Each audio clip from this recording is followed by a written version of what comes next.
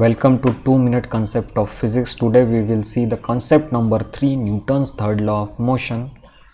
Newton's third law of motion is also called law of action and reaction.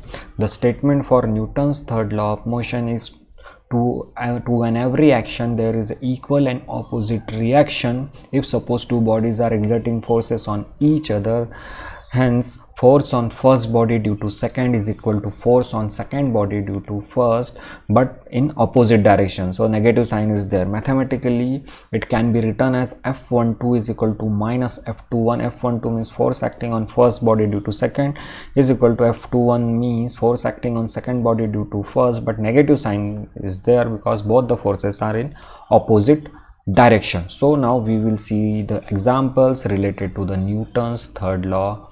Okay, first example, if suppose there is a spring and if a person pressing the spring, there is a that force is action force, but spring has tendency to give force in upward direction, that is a reaction force. And second example, if a person walks on the floor, okay, so pushes down and back, pushes floor down and back, that is action force, but at the same time floor pushes, okay, floor pushes foot up and forward, that is a reaction force. So this is also the example of Newton's third law of motion.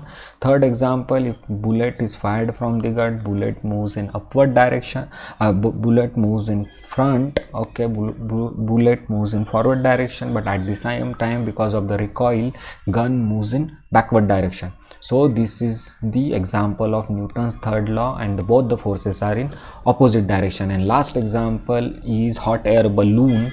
Okay, from hot air balloon the air rushes out in downward direction, that is action. At the same time balloon goes up, that is an reaction. So both the forces are opposite. So these are the examples of Newton's third law of motion. Thank you.